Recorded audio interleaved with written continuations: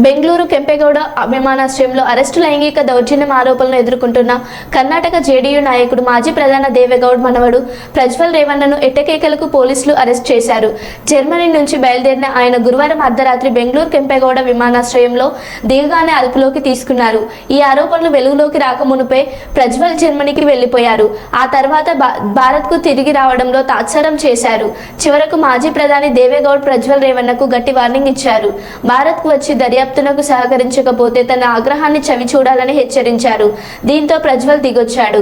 లైంగిక దౌర్జన్యం ఆరోపణలు వెలుగు చూసిన 6 రోజుల తర్వాత ఏప్రిల్ 27న ప్రజ్వల్ తన డిప్లొమాటిక్ పాస్పోర్ట్ ఆధారంగా జర్మనీ వెళ్లిపోయిన విషయం తెలిసిందే. నిజం త్వరలో బయటకు వస్తుందని అప్పట్లో ఎక్స్ వేదిక ఆయన ట్వీట్ చేశాడు.